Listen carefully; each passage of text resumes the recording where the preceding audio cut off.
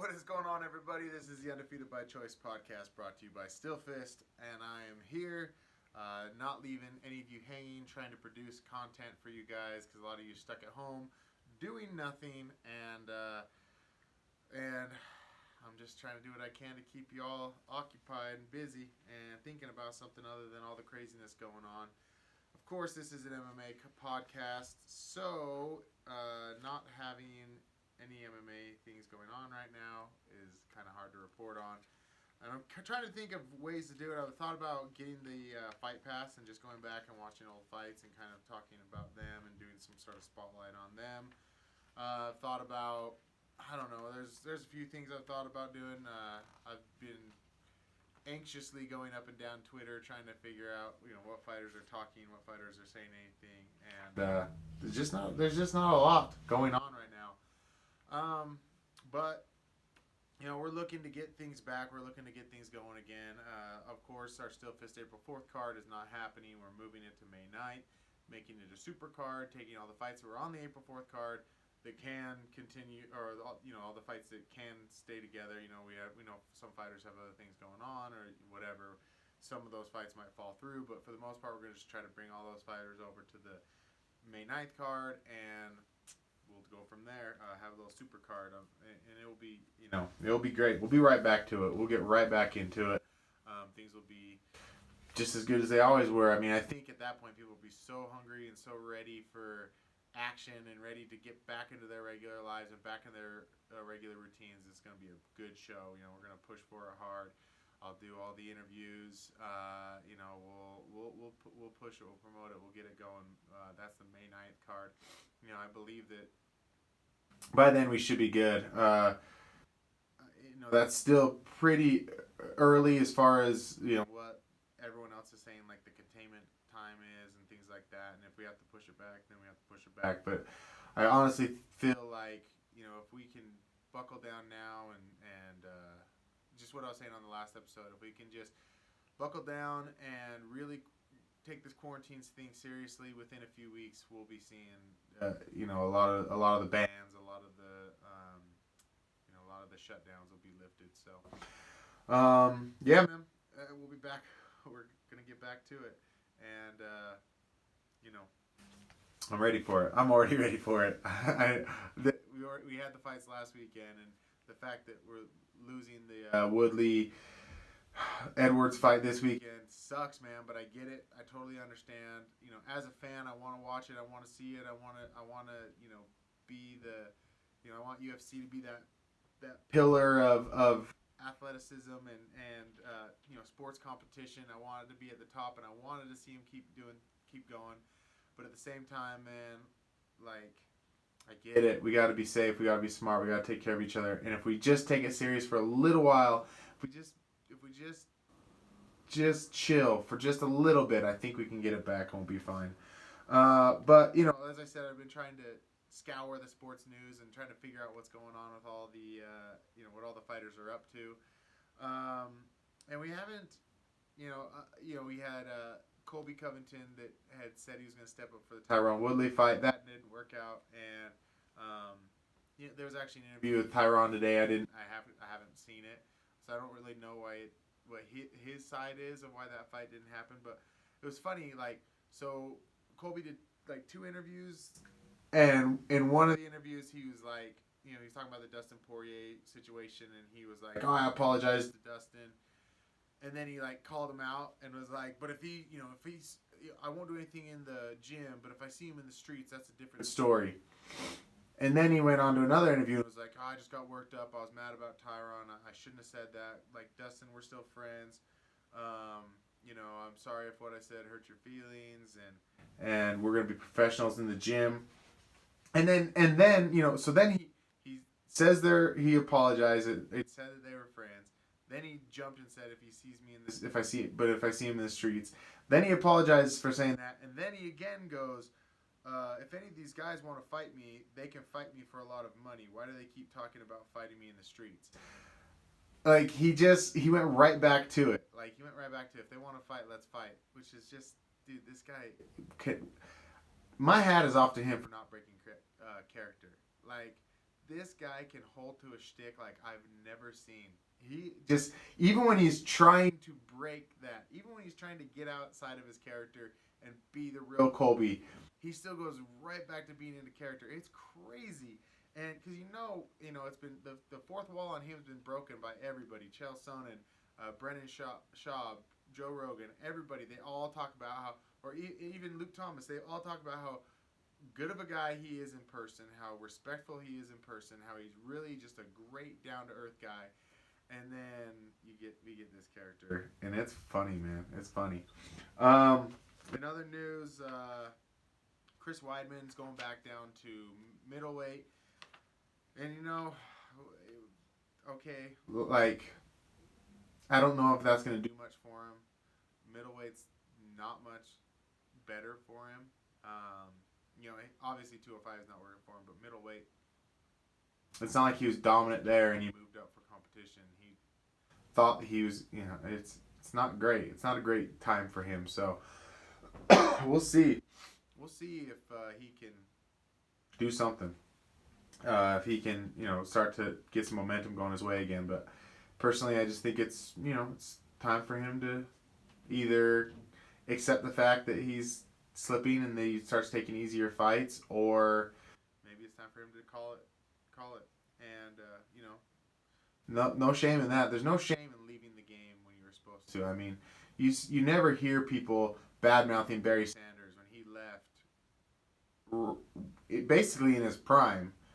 But when he felt like he was done, he was ready to go, and he left. And people weren't throwing shade at him. He wasn't any less of a football player. It didn't tarnish his legacy. But then you see people sticking it too long, and it really starts to tarnish their legacy. I mean, it breaks my heart to see what people say about BJ Penn. He was he is one of those people who got me into this sport. He's one of those people who got me interested in this sport, and the way people have just written him off. He's been on the prelims. Like, a legend like that should never be on the prelims, but that's how people see him. People don't really have respect for what he's done, especially like this newer fan base. I believe that anybody who watched him back in the day feels the same way that I do, or close to it. But there's a large influx of new fans and new MMA fans who don't understand how amazing BJ Penn was and how just phenomenal talent he was, and they don't know it, and so they don't. They see this version of that we got now, losing in a heartbeat to Ryan Hall, who's a complete beast. But I mean, old BJ Penn, I don't think would have got caught in that situation that fast. So yeah, there's no shame in like leaving when you have time to leave, and sticking around too long is a problem. I think like fighters like Chuck Liddell, he got out at the right time. I mean, he didn't leave when he was on top of his game. He left when he was on his way down. But it's not like he suffered so many losses in a row. I mean, I can't remember how many it was, but it was. I mean, he only had like. I don't want to speak out of turn, but I know he didn't have that many losses in a row before he decided to hang him up. Maybe like 4, which is a lot, but I mean, it's not as high as BJ's number. So I mean, yeah, maybe it's time for Weidman to hang him up. He's been plagued with injury for a lot of his career. And I don't know. We'll see. We'll see if a middleweight change does anything for him. But so this is one thing I thought I might do for the next little bit as far as reporting on MMA news is to go through the rankings and kind of think about like matchups because we're kind of having a clean slate right now. Like, I think that there's going to be a lot of shifting, a lot of moving. There's going to be a lot of new things when we come out of this, when we come out on the other side of this quarantine. I think it's not just going to return to, everything's as usual. I think we're going to start to see some new, I don't know. I just think that we're going to see some new rivalries. I think we'll see some new matchups. Maybe matchups that they were putting together that they have now had time to think about it, and they scratched and they put it away. So I'm gonna go off the rankings as of this last weekend after the UFC Brazil card, and I'm gonna talk about all of those fighters on that card and potential matchups for them. I didn't want to jump right into the champs and what's for them, because we generally can kind of tell who they're gonna get. But I think there was a lot of good movement in this, and it shook things up to where some people get to potentially have some really good matchups and really fun matchups. So yeah, I wanted to go through that, and we'll see what if you guys agree. So Charles Oliveira, obviously the shining star of the night with his performance, looked amazing. Continued his win streak. He moved up to number 6 in the rankings. So I think what's best for him, what would be the best fight for him coming up. Let me fix this camera real quick.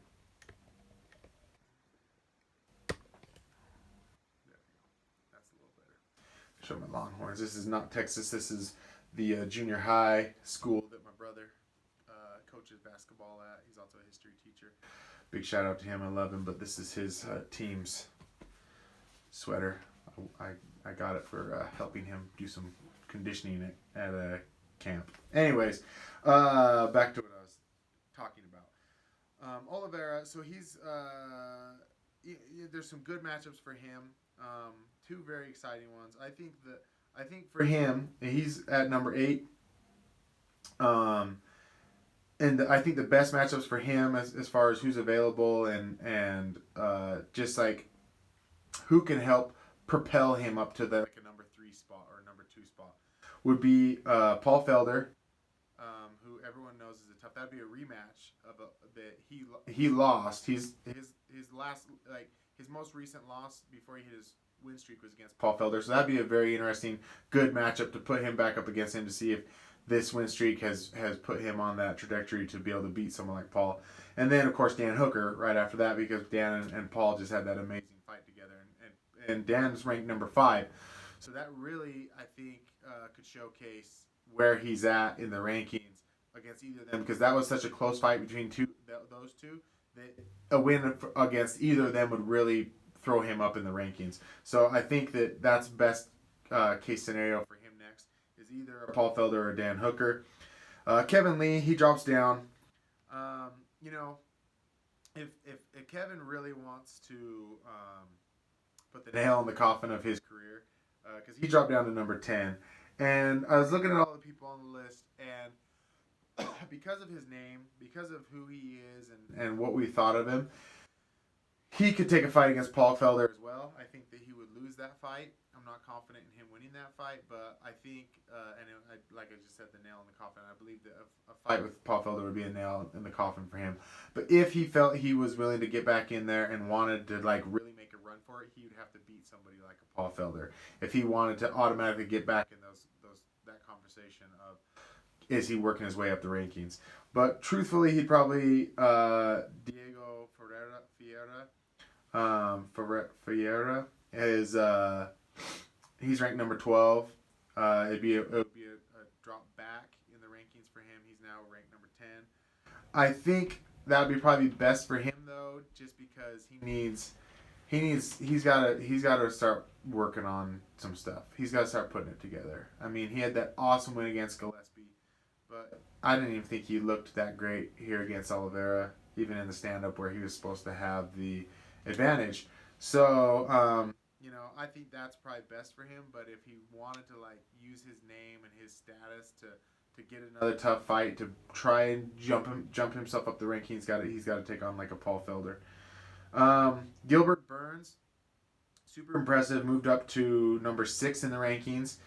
I think because of how quickly he beat Damian Maia and the name Damian Maia has, and just like what he's done so far in his career, I think he can skip the line a little bit. I wouldn't mind seeing him against Jorge Masvidal, who's ranked at number 3, or Leon Edwards, who's ranked at number 4. Of course, I want to see Leon get the shot against Woodley. I think he deserves it. I think that's the fight to make.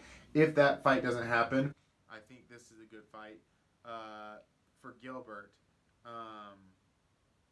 And it's a good fight for Leon as well. I think it's winnable for either guy.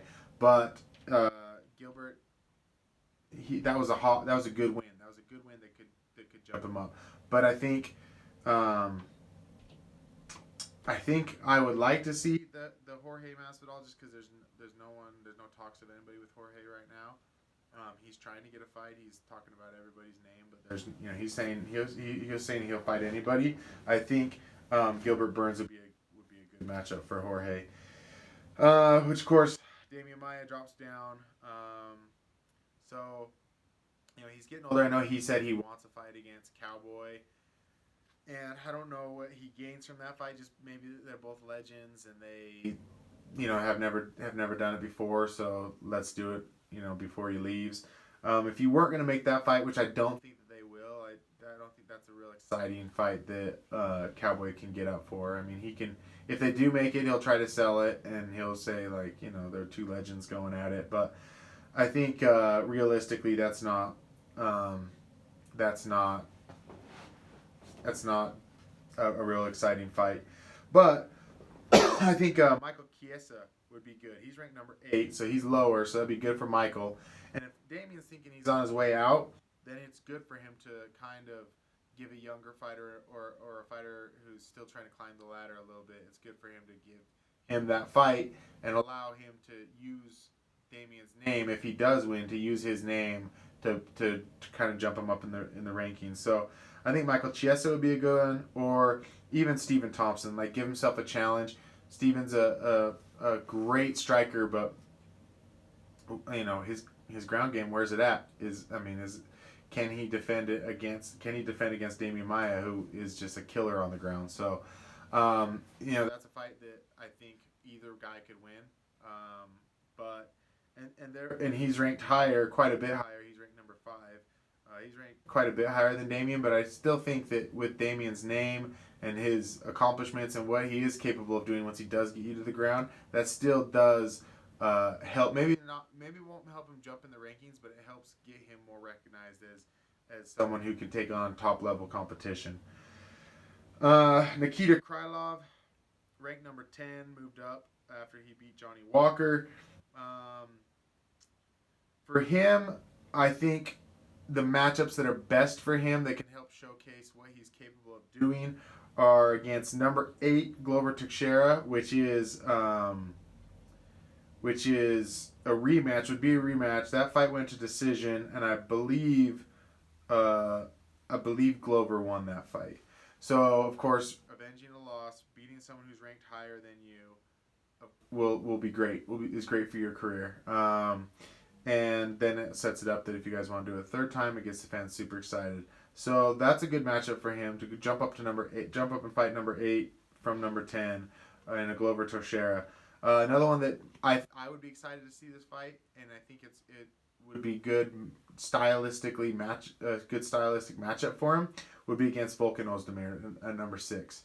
The other guys that are, I believe, number 7 and number 9, I think they are better on the ground. I'd have to go back and look at it, but I think they're better on the ground, or they're wrestlers. I can't remember exactly who they are, but I looked at it stylistically and I was like, ooh, those are good fights, because Nikita likes to stand and bang, and we proved in this fight against Johnnie Walker he can do that, and he's got good ground control as well. He's got good wrestling. He can take you down and stay on top of you, stay heavy. So I think that those are good stylistic matchups for him. Johnnie Walker dropped to number 11, and really he doesn't have any, I don't see him beating anybody above him or ranked higher than him. Oh, so this guy, I had it back. I had it wrong. I do know who's on number 9, because that's the only person I thought Johnnie Walker could really benefit from fighting, which is Alexander Rakic. Rakic. I don't know how to pronounce that. But I think that is probably the only fight for him to make if he wants to continue to be seen as somebody who's a contender. He has, because of the hype behind him, he has to fight up. He has to fight up the rankings. He can't digress and go back. So really, that's the only fight for him to make at this point. That is maybe winnable. I don't even think it is. I'm not really high on him. I'm not too in love with him. The next two is very interesting because I think that it's about this. I mean, you're going to see this the same for both of them. Brandon Moreno moved up to number 5. So I think the 2 fights best for him would be Alexandre Pantoja or Joseph Benavidez. Alexander Pantoja is ranked number 4. This would be a rematch for these two. He's actually lost to Andre twice, or Alexandre.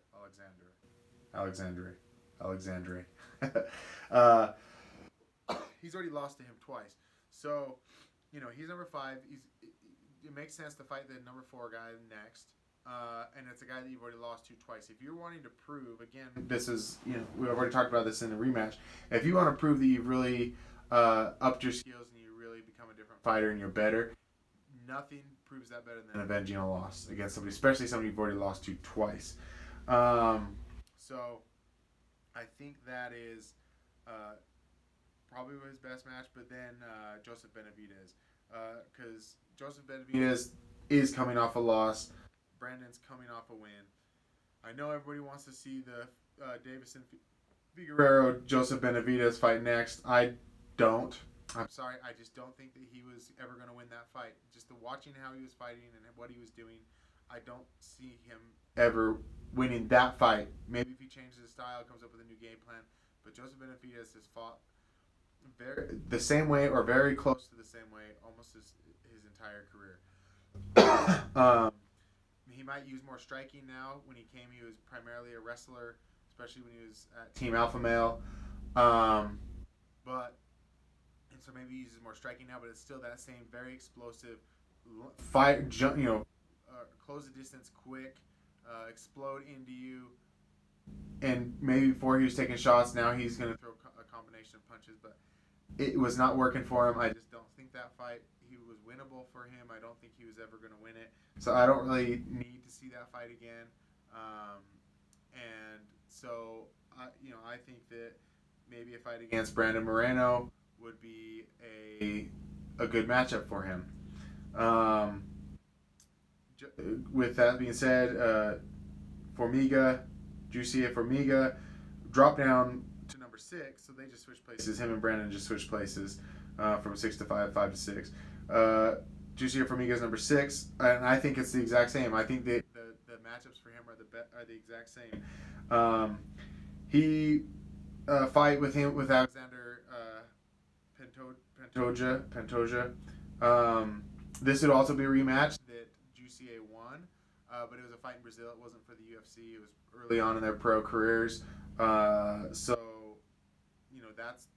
course, he's got to move up the rankings. He's got to fight up the rankings. So that is a good fight for him to go from 6 to fight in 4. But I also think him against Joseph Benavidez as well. It'll also be a rematch, and his rematch that he lost. They're both coming off losses, so it's only fair to give him a chance. For Joseph to give him a chance, he can't really hold anything over his head because he's coming off a loss. So I think that's also a very good matchup for him. That division is kind of a round robin because Jussier beat Davison beat Joe beat Jussier. Like, it's a round robin between those guys, so it's so close between all of them. It doesn't really hurt to match a 6 with a 2 at that point because of where it's at. And the fighter that makes the biggest jump, the fighter that I think has the potential to jump up the highest in the rankings and fight so much higher in the rankings, it's kind of crazy because I believe this division is one of the most stacked divisions. I've mentioned it time and time again, which is the female strawweight division. But Amanda Ribas looked phenomenal. I mean, she fought. The reason I feel that she can fight so much higher because she moved up to number 15. So she is, barely making the cusp with the top fighters in that division. But she fought Rana Marcos, who has been in there with the best and lost to the best and gone to decisions with the best. I mean, her last fight before that was against Claudia Gadelha, and they went the distance. And Claudia was winning the whole fight, but Ronda had moments that she looked really good and looked really tough. And she's proven that she's tough time and time again by going to all these decisions. She's the decision queen. Almost every one of her fights goes to decision, and she's done it with the best. And And so for Amanda Ribas to be so dominant in that fight, just to put her at 15 is, I don't think it's fair. I think she definitely could fight up in the division. So I say her versus Marina Rodriguez at number 9 is a good fight, or even Michelle Watterson at number 8 is a good matchup. I think she can kind of catapult because of who she fought and how she fought. It's one of those fights that she's probably a lot better than what the rankings say. It's just that she's so young in her career, and there are a lot of tough girls in that division.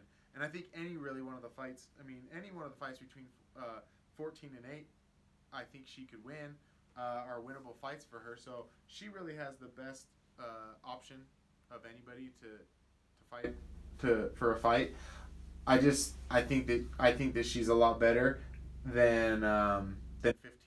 I think that she's got a lot more skill. She just hasn't really fought too many of the bigger up names to really move herself up there. So, but with what I saw, I definitely think that she's ready to fight inside the top 10. So that's my thoughts on it.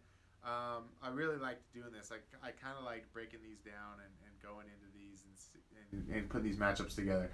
But I'm curious if you guys think anything that you want to see, or if you want me to continue doing this, or if you want to put up whatever, fights that you want to put together. I kind of want to stay away from like these fantasy matchups, like Conor McGregor versus everybody in the world. Like, I don't really care to do that. Obviously, there's fights that you can put them together. You're like, oh, this would be the greatest fight ever. But if it doesn't make sense with the rankings, if it doesn't make sense with their skill level, or with what they've proven so far in the cage, I'm not really interested in that. I kind of want to look more realistically who should fight who next. And I think with this time that we have away from MMA, it kind of I think it hits the reset button on a lot of what we've been doing with these super matchups and these super fights and these champs and these people talking to get themselves a higher fight. But I don't know. We'll see. I guess we'll see after 8 weeks. But if you want me to do more of these, more breakdowns, go through all the divisions and see who matches up best with who. If this was something you want me to do, make sure you let me know. Make sure you talk to me about it and you reach out to me and just say yes or no. You can say it in the comments here or wherever you want. Wherever I post it, you can just say yes or no if you want me to keep doing it. Because I had a lot of fun. I thought it was fun. But yeah, that's all I got for you. I'm surprised I got a half hour's worth. There's not a lot of MMA, I don't want to say MMA reporters, not a lot of people doing MMA content right now that is lasting a half hour, so go me. But yeah, we're always looking for sponsors. We're always looking for people to sponsor Stillfist or just to sponsor the podcast. I would love to do this full time. I'd love to do this and not have to show up to work. While a lot of you are quarantined at home, I'm still putting in 8 hours a day at work. So I'd love to just do this. This is my passion. This is what I love doing. So if you're a business or anybody in business is looking for sponsors, have them reach out to me. They know how to get a hold of me. You can get a hold of us on Stillfist Fight or Stillfist Fight on Instagram or Stillfist Fight Night on Facebook. You can find this podcast on the Undefeated by Choice podcast on YouTube, iTunes, and iHeartRadio. And you can, I would usually say you can buy tickets for the fights at stillfistfight.com, but you don't really have to worry about that right now because we don't got a fight coming up for a little bit. But everybody, be safe out there. Wash your hands. Take care of yourself. Take care of the people around you. Make sure you're surrounding yourself with loved ones as long as they're healthy. If you're not feeling good, don't be around your elderly loved ones. Just be safe. Keep them alive. We know we want to keep them around. I have people in my life I want to keep around. So I know you all do too. So everyone, look out for each other. Take care of each other. Let's support each other during these times. Let's love each other. And let's have a little sense of humor about things. Okay, this is crazy. This is unprecedented, crazy times going on. Let's learn to smile. All right. I love all of you. Be good to yourself. Be good to each other.